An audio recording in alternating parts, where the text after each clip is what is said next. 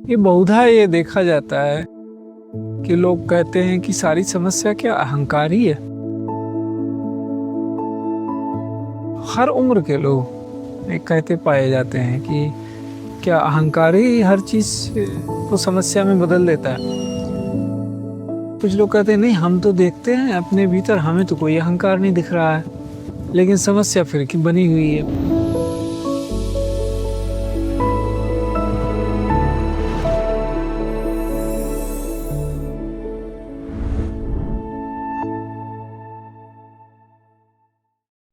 गुरुजी, हम इस चीज़ को आगे और अच्छे से समझना चाहेंगे।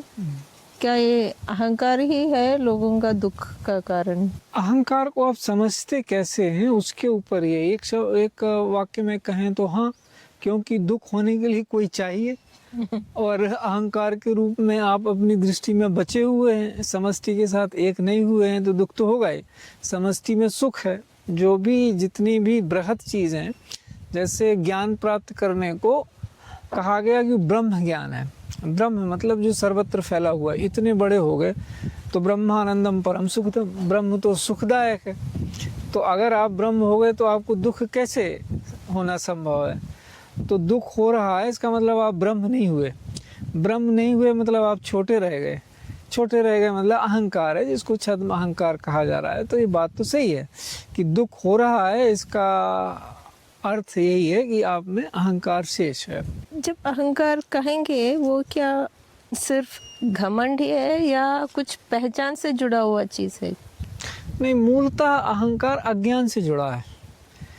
मूल में तो जो अज्ञान है उसी का ही, जब हम कोई ना कोई रूप हो सकता है, वो घमंड का रूप ले सकता है, वो अवसाद का रूप ले सकता है। जहाँ अपेक्षित है कि मान मिले ना मिले तो अहंकार हो सकता है। जहाँ लगे कि यहाँ तो हमारा अपमान होना ही नहीं चाहिए और कोई आपको पूछे ही नहीं, तो वहाँ भी अहंकार हो सकता है कि देखो हमें पूछा नहीं। तो मूलतः तो अज्ञान ही है, क्योंकि अगर आपकी दृष्टि में आप सर्वव्यापी हो गए, ब्रह्म हो गए, तो दूसरा बचा नहीं, तो कौन आपका मान अपमान कर सकता है? और जो कर रहा है और आपको ऐसा दिख रहा है तो दोनों को गलत दिख रहा है, क्योंकि करने वाला भी अज्ञानी है और देखने वाला भी अज्ञानी है। तो अगर आप तो ज्ञान में प्रतिष्ठित हैं तो आप मान अपमान आपको महसूस ही नहीं होगा। आपको लगेगा कि व्यक्ति अज्ञानी है जो बोल रहा है। मान अपमान कैसे होता है? कुछ शब्दों की आप अपेक्षा कर रहे हैं लोगों से कि ऐसे बोले, उन लोगों ने वैसे शब्द नहीं बोले, यही तो है मान अपमान। तो आपको उसमें क्या लग गया कि हमारा जो समाज है, समूह बैठा हुआ है, उसमें हमें वैसे नहीं देखा गया, उस समाज के अंग, उस समूह के अंग के रूप में। तो इसीलिए वो कहानियों के रूप में आता है। कहा जाता है कि सबसे कठिन जात अपमान। जात का वहाँ शब्द, जिस पंक्ति में आप बैठे हैं, ऐसे किसी भी प्रोफेशन में, प्रोफेशनल्स में अमंग इक्वल्स आप बैठे और आपको किसी ने पूछा नहीं, कुछ बोले, तो आपको लगेगा कि हमारा वो अपमान हो गया। तो अहंकार वहाँ पे आएगा क्षतिपूर्ति करने के लिए। लेकिन वास्तव में अगर आप ज्ञानी हैं तो आप देखेंगे कि कुछ उससे उन्होंने देख नहीं पाया, या उनके अंदर कोई चीज़ पल रही है जिन्होंने आपका अपमान किया है, आपके अंदर नहीं पल रही है। तो आपके अंदर क्षमा, दया, करुणा आएगी अगर आप ज्ञानवान हैं तो। और अगर आप में भी अहंकार है तो जो वहाँ पे उठा उसी का दूसरा रूप आपके यहाँ उठेगा। तो ये तो होता है। इससे बाहर निकलने का तरीका यही है कि ज्ञान प्राप्त किया जाए, हर चीज़ का यथावत ज्ञान प्राप्त किया जाए, बड़ा बना जाए, तो अहंकार कम होता चला जाएगा। तो लोग अपना ये जो अहंकार है उसको देख क्यों नहीं पाते? दूसरे को कैसे दिख जाता है, अपने आप क्यों नहीं देख पाते? अज्ञान के कारण। अब कि जैसे एक इमेज बना रखी है कि एक सेल्फ राइटियसनेस होता है कि मैं तो जो करता हूँ या करती हूँ वो सही है, पूरी आत्मा से करती हूँ, ये सारे शब्द इस्तेमाल कर लेते हैं। आत्मा का पता ही नहीं है, उसके बावजूद भी आत्मा, वो अहंकार ही होता है। क्योंकि मैं सब कुछ सही करता हूँ, ये बाकी ही गलत है। मैं तो है ना वहाँ पे, सही तो हो रहा है, उसमें आप शामिल हो रहे हो उस लय में कि नहीं हो पा रहे हो, वो होता है सही होना। ये नहीं होता है कि हम एक धार लेके चल रहे हैं इधर, हम तो सही कर रहे हैं, दुनिया हमारे साथ नहीं चल रही है, तो फिर दुनिया ब्रह्म से अलग कैसे हो गई और आप ब्रह्म से अलग कैसे हो गए? ब्रह्म का मतलब आप समझ लीजिए पूर्ण ज्ञान। कुछ भी ये पर्यायवाची शब्द हैं। तो जब ये है कि दूसरों को क्यों दिख जाता है, क्योंकि या तो दूसरों में अहंकार भरा हुआ है इसलिए दिख जाता है, या दूसरा मैग्नानिमस हो तो वो कहेगा नहीं आपको। जो देख वास्तव में ज्ञानी है वो जिसका अहंकार देख लेता है उसको बताता नहीं है, मर्यादा है। क्योंकि अगर वो बताता है तो फिर वो उसमें दिखने लगेगा। इसलिए केवल गुरु शिष्य के बीच की बात हो जाती है, क्योंकि वहाँ पे हम खुद ही बोलते हैं दीक्षित होने के लिए जो आते हैं कि हम अहंकार दूर करवाने के लिए ही आए हैं, हम आपको इसी चीज़ का डॉक्टर समझते हैं इसीलिए तो आए हैं।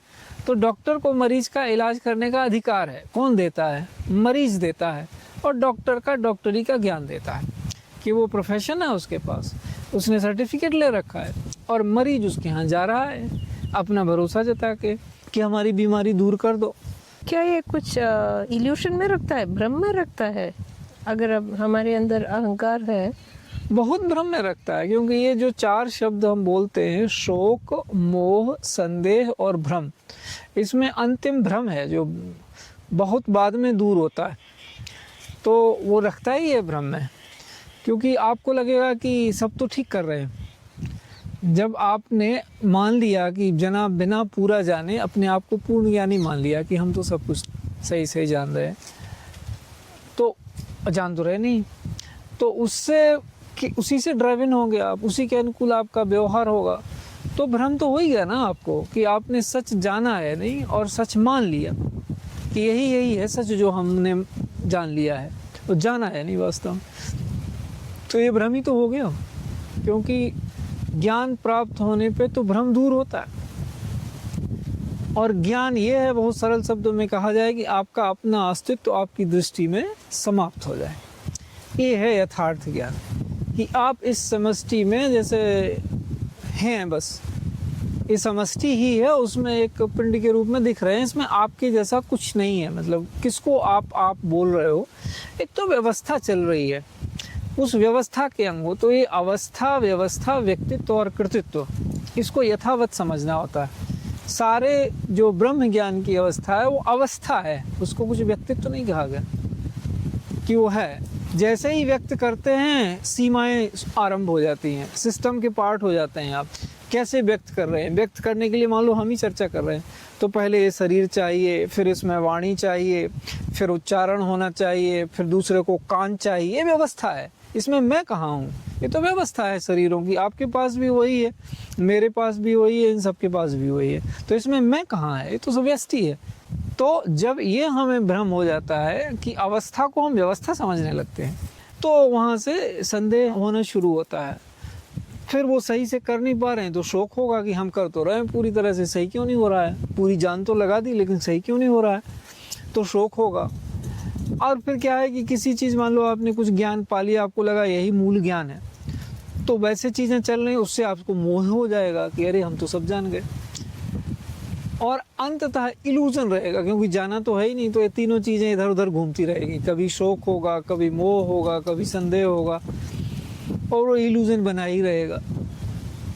तो आप स्वयं को जब तक इल्यूजन नहीं जान लोगे यथावत, कि वास्तविक इल्यूजन आप स्वयं हो, आपके जैसा कुछ है ही नहीं, आप खामोखा में अपने आप को कुछ समझ रहे हो, आप केवल व्यवस्था हो, आप कोई अवस्था नहीं हो। अवस्था में होने पर आपको बोध होता है कि this is just a system, जो व्यवस्था चल रही है उसमें व्यक्त हो रहा है। हम इस जगह बैठे हैं, चर्चा कर रहे हैं, तो यहाँ व्यक्त हो रहा है। कहीं और जगह जाएंगे तो वही सिस्टम वहाँ व्यक्त होने लगेगा दूसरी तरह से। तो उससे जो बनता है उसको कृतित्व बोलते हैं। जैसे सब कुछ अभी बन रहा है, कुछ इसमें बन जाएगा, कुछ कहीं ब्रॉडकास्ट होगा, कुछ होगा, तो वो एक कृति बन गई। तो इसमें हम कहाँ हैं? मैं तो इसमें कहीं था ही नहीं, हम में से कोई इसमें नहीं था। ये तो व्यवस्था है, चल रही है, इकट्ठे हो गए लोग, कुछ कर दिया, इसमें मैं कहाँ से आ गया? तो ये जो भूल लोग करते हैं कि हाँ, कि अपने आप को इल्यूजन नहीं समझते कि क्या है इसमें मैं जैसा, it's just a system going on. तो जब उस बोध में रहेंगे तो कभी दुख होगा ही नहीं। यहाँ अभी मान लो कोई घटना घट जाए, पेड़ गिर जाए, कुछ हो जाए, व्यवस्था थी, हो गया, उसमें हमें क्या लेना देना, हम कहाँ से उसमें वो है। तो जो होता जा रहा है उसके साथ बहते जाना, और वो उसमें अहंकार नहीं होता। जैसे ही आप प्रतिरोध कर रहे हैं तो अहंकार के कारण कर रहे हैं। व्यवस्था चल रही है, व्यवस्था में आप भी चल रहे हैं, ऐसा है।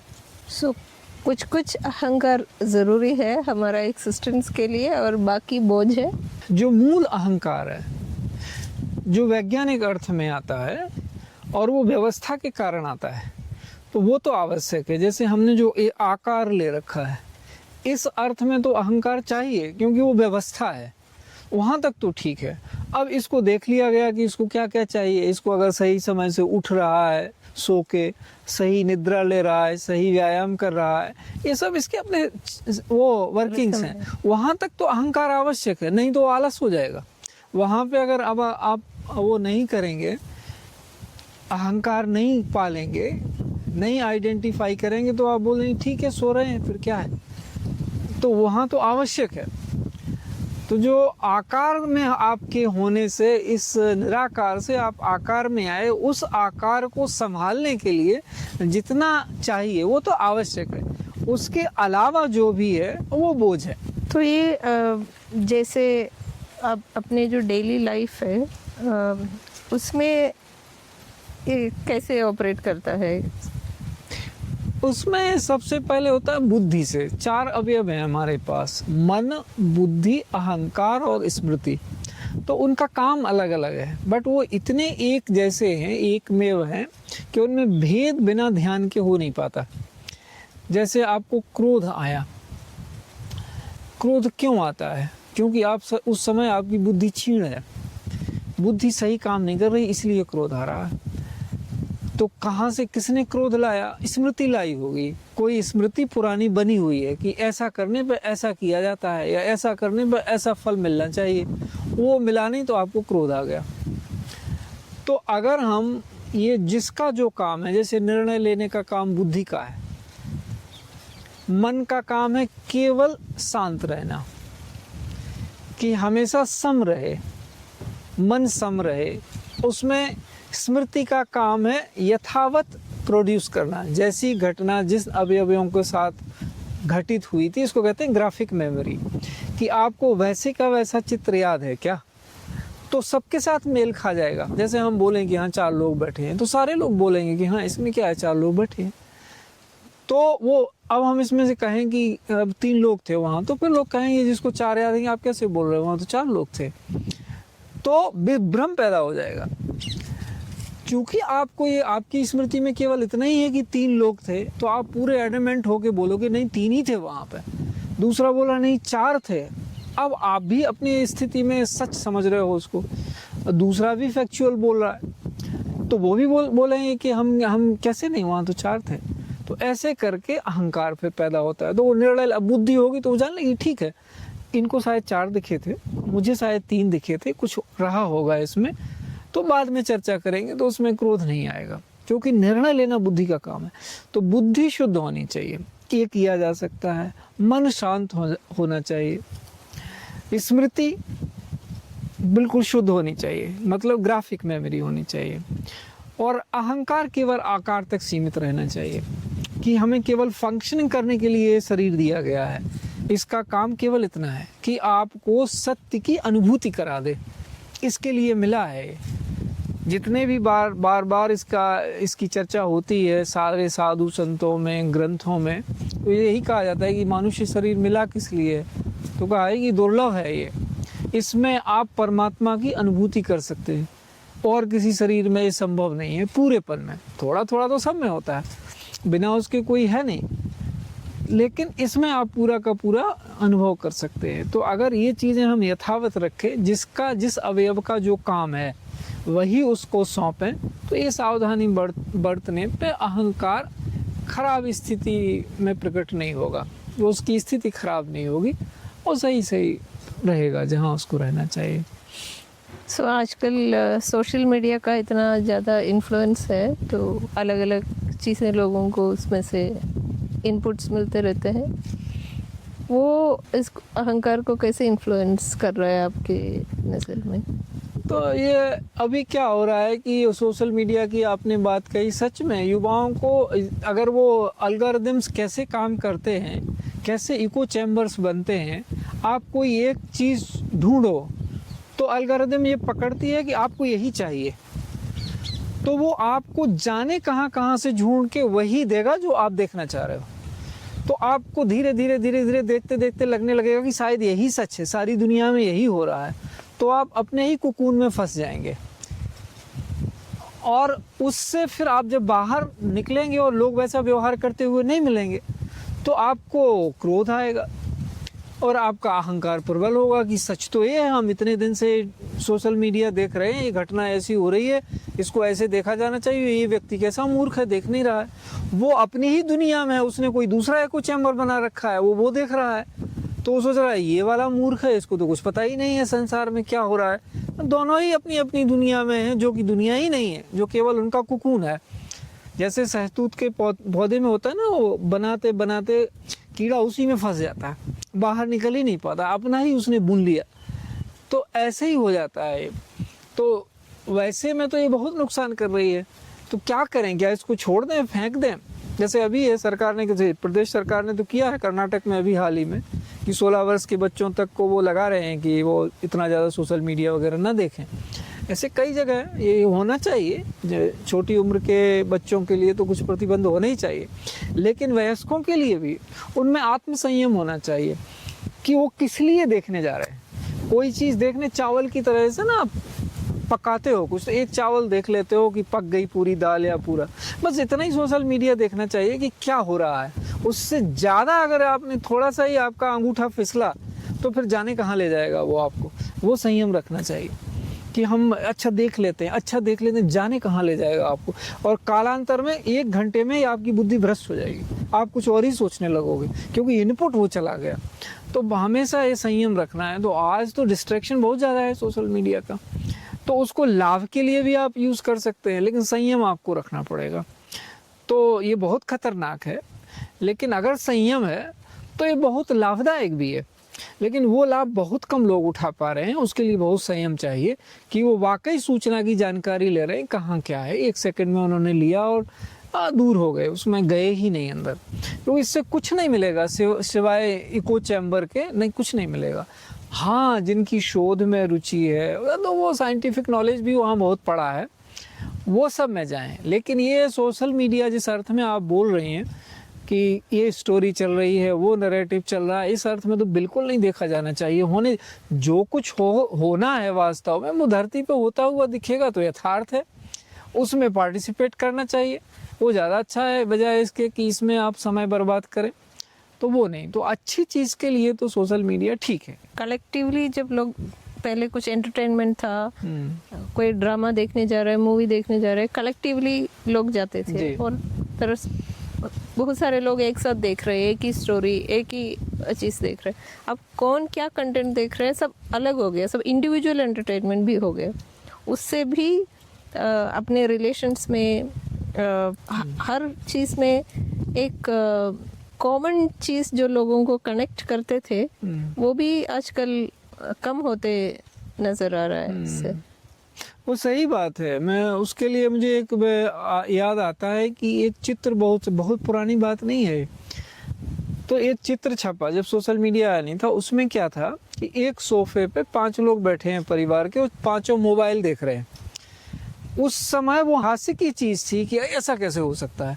मुझे स्मरण है वो क्षण की, उस पर क्या प्रतिक्रिया हुई थी, ऐसा कैसे होगा, परिवार के 5 लोग बैठे हैं, अलग अलग मोबाइल देख रहे हैं। आज वो यथार्थ है, बहुत समय नहीं लगा इसमें।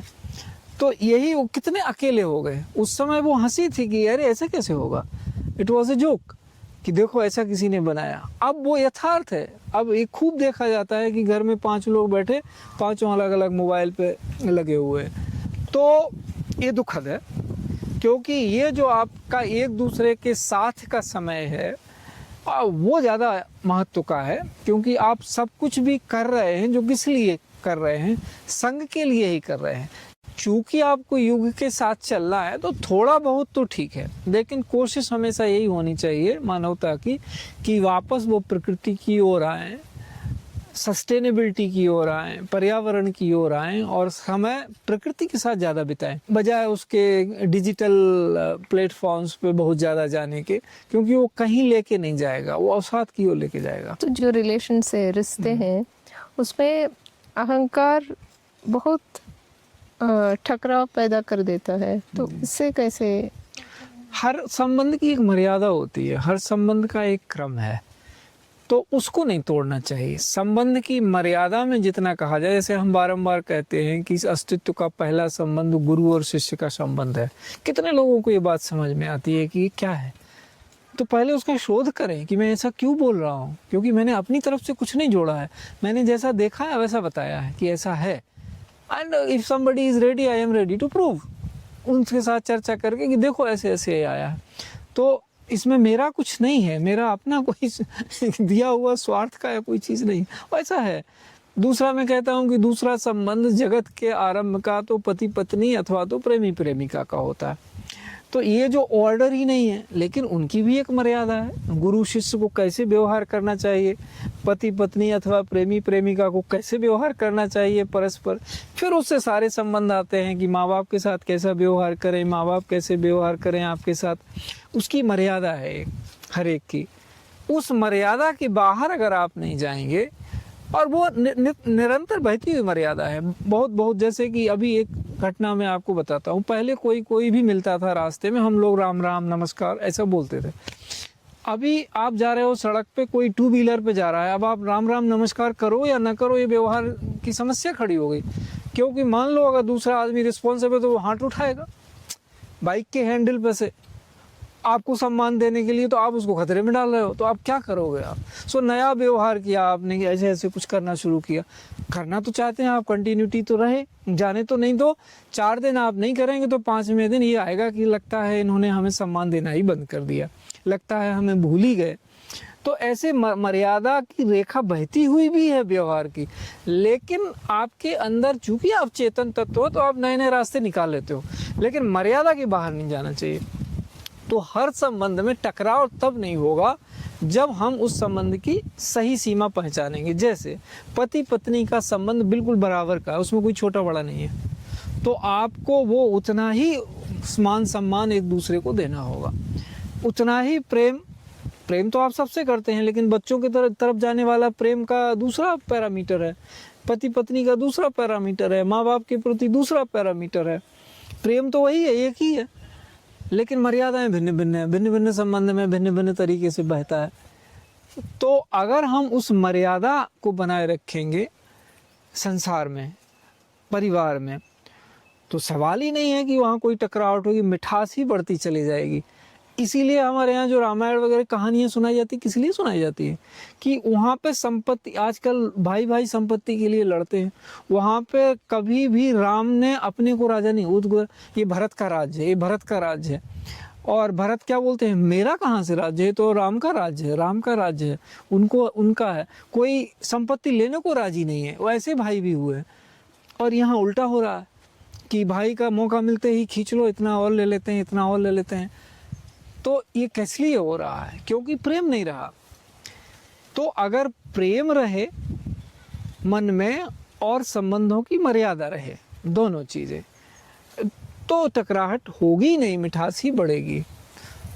ऐसा है। और जब गुस्सा आता है उस टाइम में कैसे पहचाने कि ये मेरी अहंकार की वजह से हो रहा है कि और कुछ? देखिए, परिवार है तो अगर आप परिवार के संदर्भ में कह रहे हैं तो यही होता है कि परिवार में एक दूसरे का हित का ध्यान रखते हैं प्रेम के कारण। तो अगर मान लीजिए क्या जरूरी है, वो ठीक है, एक आदमी गलती से ही अहंकार के कारण ही क्रोधित हो रहा है, लेकिन आप में क्षमता है तो आप चुप हो जाइए, क्योंकि आपको थोड़ी ना, नहीं तो आपका अहंकार भी बोलने लगा ना। फिर अगर आपने दूसरे को प्रेम से नहीं डील किया, भले ही वो गलती से कर रहा है पूरी 100%, आप तो प्रेम से डील कर ही सकते हैं ना। वहाँ आपको सेल्फ राइटियस थोड़ी होना है कि नहीं since you are doing it out of ego, आप अहंकार बस कर रहे हैं तो मैं भी दिखाती हूँ या दिखाता हूँ अहंकार, वैसा आवश्यक नहीं है। प्रेम है तो आपको हंसी आएगी कि अच्छा अभी इनका कमज़ोर मूवमेंट चल रहा है, थोड़ी देर इधर उधर हो जाओ, बाद में पॉजिटिव आ जाएंगे, और वही होगा ही। ये असंभव है कि आप प्रेम पूर्वक किसी से व्यवहार करें और वो 10 मिनट से ज़्यादा आपसे क्रोध में रह सके, असंभव है। परिवार में तो ये संभव ही नहीं है, लेकिन उसी 10 मिनट में लोग चूकें करते हैं, 10 क्या 1 मिनट नहीं संभालते, इसलिए ये चीज़ें होती हैं। तो ये ध्यान रखें कि आपका परिवार है, वो आपसे प्रेम करने वाले लोग हैं वो, और आप भी उनसे प्रेम करने वाले लोग हैं। तो प्रेम में ये राइटियसनेस कहाँ से आ गई कि कौन सही है कौन गलत है? इसकी क्या वो कोर्ट है क्या? नहीं है ना, प्रेम है वहाँ पे। तो मनुष्य से गलतियाँ होती हैं, कौन सा है, कौन ऐसा, क्या हम रोबोट हैं कि जैसा चलेंगे वैसा ही चलेंगे, गलतियाँ होंगी तो उनको हम क्षमा कर दो। इसलिए कहा जाए धर्म का गुण ही है धैर्य और क्षमा। धैर्य होगा तो ही क्षमा कर पाएंगे आप। धर्म का अर्थ ही होता है कि आप प्रेम से काम कर पा रहे हैं कि नहीं। धर्म प्रेम का कर्म है, कर्म प्रेम का धर्म। गुरुजी, जैसे जो हमें तारीफ मिलते हैं या अगर कोई आलोचना कर देते हैं, उस टाइम में बैलेंस कैसे रहे? हाँ, जब हमारा ध्यान केवल अपने कर्तव्य पे होता है तो फिर हमें वो कोई प्रशंसा करे तो हम अभिभूत नहीं होते उसे। अच्छा लगता है, मनुष्य होने के नाते हम ये कहते हैं कि हाँ ठीक है, अप्रिसिएशन मिला है, मतलब हमने जो काम किया है दूसरे को भी उसका बोध है कि क्या है वो ठीक है। लेकिन उसके बारे में ऐसा जानना कि हमने ही किया है वो गलत है, क्योंकि सारी व्यवस्थाएं ठीक रही होंगी, उसमें आप भी ठीक रहे, इसलिए आपसे कुछ ठीक हो गया, इसलिए लोग उसको स्वीकार कर रहे हैं। तो हमेशा ये ध्यान में रखना चाहिए कि कहीं भी कोई अकेला तो संभव ही नहीं है कि कोई अकेला कुछ कर दे, सब टीम वर्क होता है। तो उसमें वो ध्यान रखना चाहिए। जैसे कोई है, फिल्म अच्छी बन जाती है तो उसमें कैमरामैन भी अच्छा रहा होगा, डायरेक्टर भी अच्छा रहा होगा, एक्टर भी अच्छा रहा होगा, जो बॉय उठा के स्पॉट बॉय कुछ देता है उसने भी टाइम से दिया होगा, सब ने किया होगा।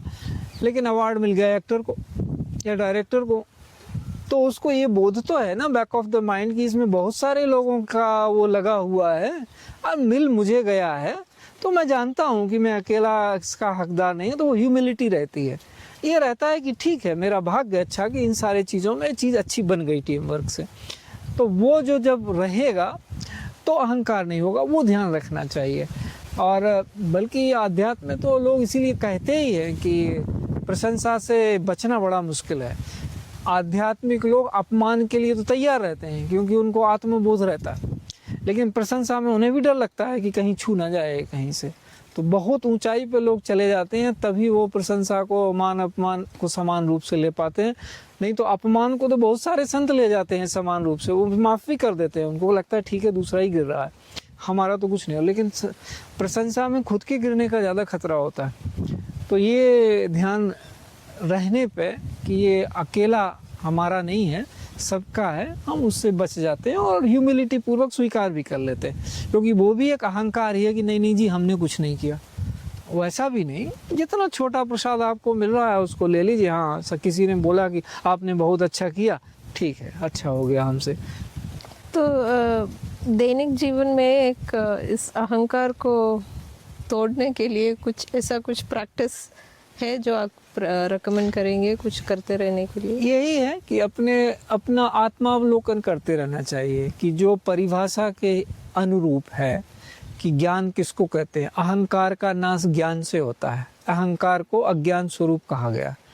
तो ज्ञान ये है कि जहाँ आपको अपने होने का बोध समाप्त हो जाए, आपको ये स्पष्ट हो जाए कि आप हैं ही नहीं, आप पूरे इस ब्रह्मांड में कुछ नहीं है, इसके अंग हैं, यही है अकेला। उसमें आपको इसको अनुभव करने का अवसर मिल रहा है। ये आश्चर्य है कि आप ये सारी हवा आप महसूस कर पा रहे हैं, लोगों को देख पा रहे हैं। इट इज़ सो वंडरफुल कि अभी कुछ वर्ष बाद हम नहीं रहेंगे और ये सब हम देख पा रहे हैं।